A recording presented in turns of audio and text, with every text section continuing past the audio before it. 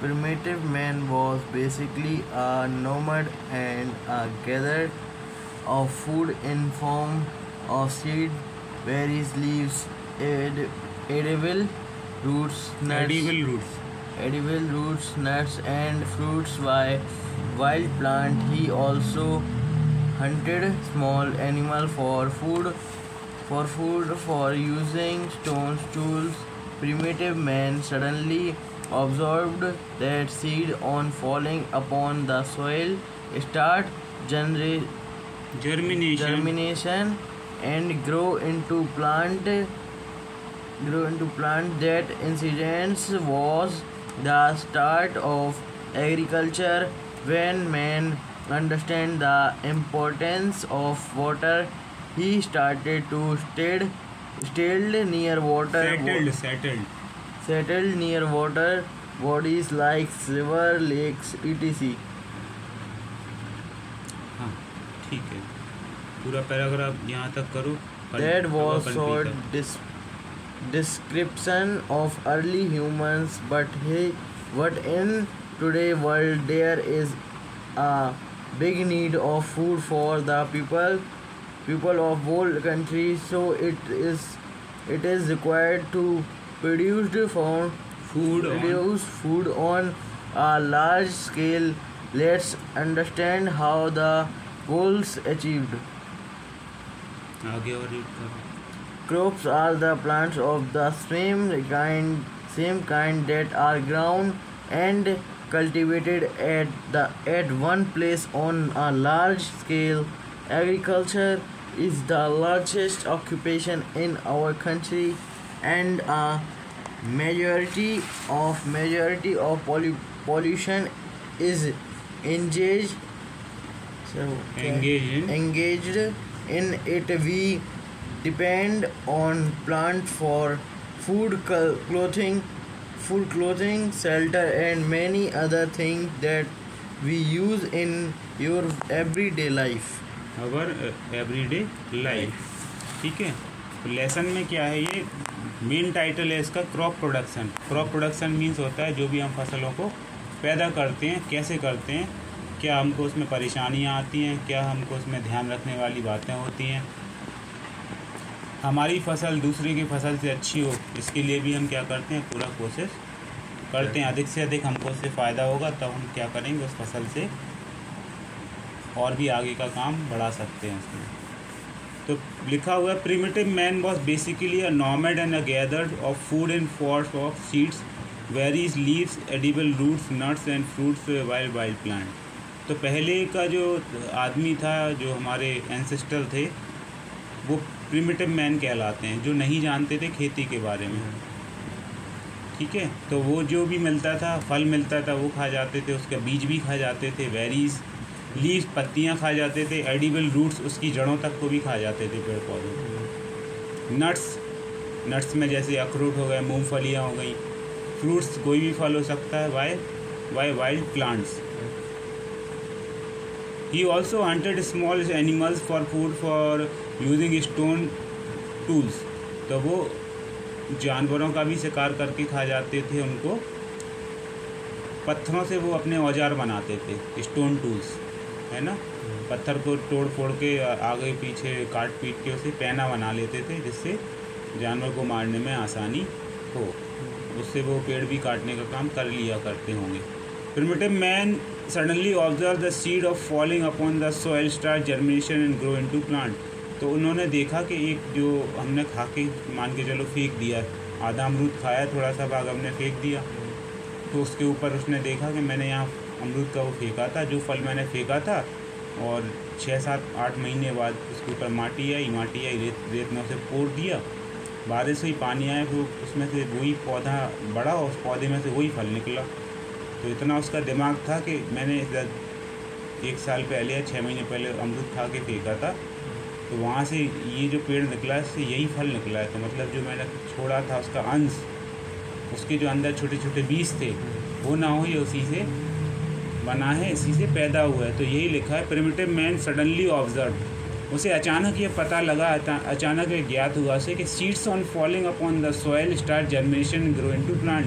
जो बीज हम ज़मीन पर फेंक देते हैं, ज़मीन में लगा देते हैं, वो जर्मिनेट कर जाता है। जर्मिनेट होने के बाद वो क्या होता है, एक प्लांट में बदल जाता है। उसी प्लांट से वही फल या वही सब्जी या वही जो कुछ भी होगा उससे निकलता है। That incident was the start of agriculture. ये जान के उसके फिर एग्रीकल्चर स्टार्ट हुआ।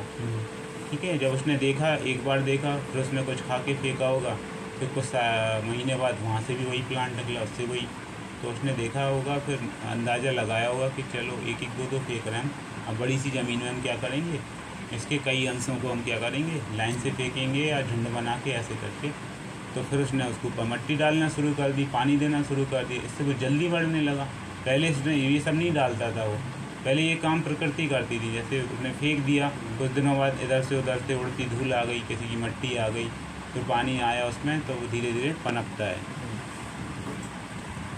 तो इस तरह से उसने खेती करना भी क्या कर दी, शुरुआत कर दी। That incident was start of agriculture. इस तरह से खेती की क्या हुई, खेती का बीज बोया गया, बिगिनिंग हुई, स्टार्ट हुई। ठीक है। प्रीत, when man understand the importance of water he started to settle near water bodies like river, lakes etc. अब उसे पानी की ज़रूरत का एहसास कैसे हुआ कि बार बार उसे प्यास लगती थी तो ढूंढने जाए इधर उधर भटके, और जहाँ पानी हो पी के फिर भाग आए। लेकिन जब उसे पता लगा कि हमको पानी बार बार पीना ही है, तो वो नदी और पोखरों और तालाबों के किनारे ही रहने लगा, तो पास में ही रहने लगा। तो जो हड़प्पा संस्कृति थी और मोहनजोदारो जो संस्कृति थी, वो नदियों के बगल में है ज़्यादातर। ठीक है, इंडस वैली सिविलाइजेशन इसलिए कहते हैं, इंडस रिवर जो है ना। तो that was short description of early human, but in today's world there is a big need of food for the people of whole country. तो वो तो पहले का समय था, प्राचीन समय था, हिस्ट्री थी कि ज़्यादातर मान के चलो 10 एकड़ या 20 एकड़ ज़मीन पर 5 लोग रहते होंगे, 10 लोग रहते होंगे। लेकिन अब क्या है स्थिति, एक पाली पहाड़ी को ले लें तो इतने से क्षेत्र में कितने लोग रहते हैं। यहाँ अगर हिसाब किताब लगाया है कितनी खाने की ज़रूरत होती है, तो एक हम उससे कहेंगे कि बड़े स्केल पे मान के चलो क्विंटलों में खाना होता होगा। तो इस तरह से जब बड़े स्केल पे खाने की ज़रूरत होने लगी, तो today's world there is a big need of food for the people of whole country. हम पूरे देश की बात करेंगे। ठीक है, हम केवल पाली पहाड़ी का आंकड़ा पता करके हिसाब लगाएंगे। जो पाली पहाड़ी में मान के चलो 10 कुंटल गेहूं की ज़रूरत पड़ती है एक महीने में, तो पूरी झांसी में कितनी पड़ती होगी। इस हिसाब से पूरी दुनिया में कितने गेहूं या चावल या अलग अलग हम इसका हिसाब किताब लगाएंगे, तो हमको एक क्या मिलेगा, एक सॉलिड डेटा मिलेगा। तो आगे क्या होता है,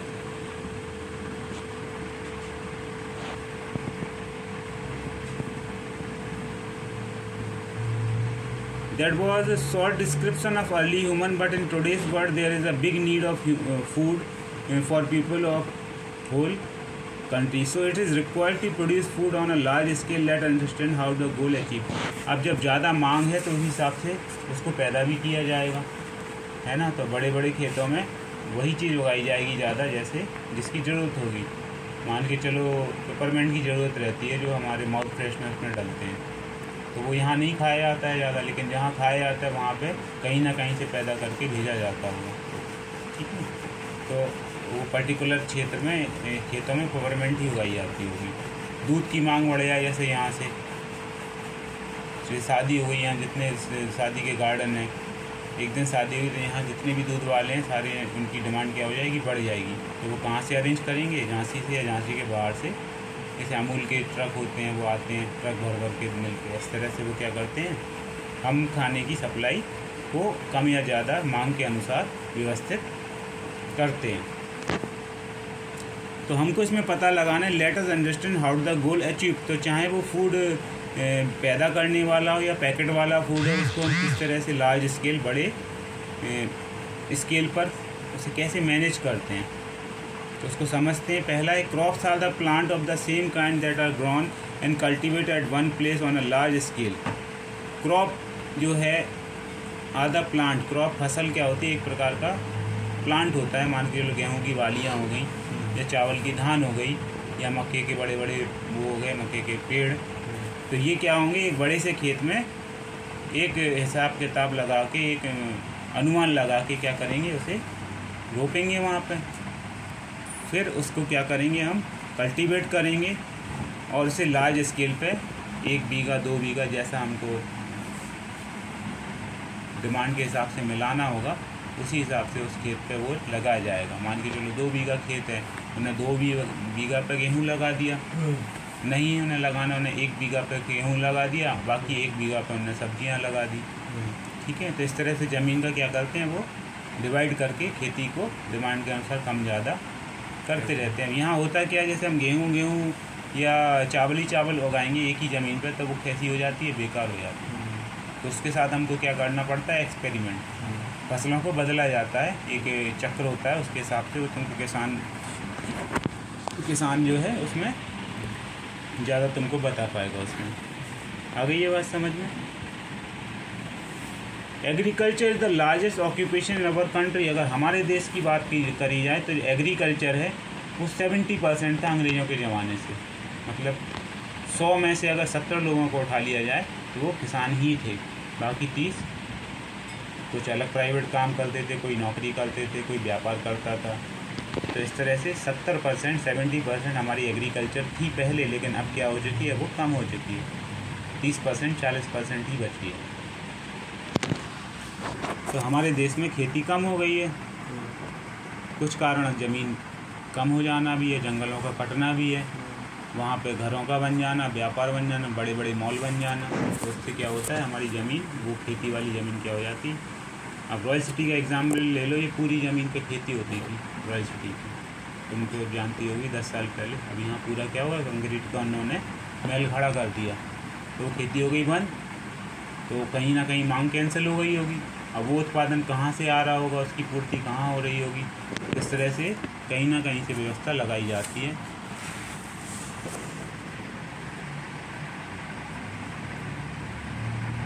अब कुछ लोग खाना भी बंद कर देते हैं, जैसे चाइना है। चाइना में एक टाइम में गेहूँ जो है वो पैदा नहीं हुआ था, उनके पास खरीदना भी नहीं था उन्हें। तो उन्होंने लोगों को साफ ऑर्डर कर दिया, भैया गेहूँ नहीं मिलेगा, अपना खाने की लिस्ट में से गेहूँ को हटा दो। ऐसे ही चाइना में बच्चे का हुआ था कि एक बच्चे से ज़्यादा कोई पैदा नहीं करेगा, क्योंकि वहाँ की जनसंख्या बहुत हो गई थी। And a majority of population is engage in it. तो ये जो प्रोडक्शन है हमारा कंट्री में, इसमें मेजॉरिटी ऑफ पॉपुलेशन होती है। कुछ लोग सब्जियां पैदा करते हैं, कुछ लोग फसल, कुछ लोग चावल, कुछ लोग मक्का। ऐसा नहीं है कि एक जो है, एक बंदा है या एक जो लोग है या आदमी है या औरत है, वो एक ही वही सारी फसलें पैदा करें। हम एक क्या कर लेते हैं, एक डिवाइडेशन कर लेते हैं। We depend on plants for food, clothing, shelter, many other things that we use in our everyday life. तो यहाँ क्या है,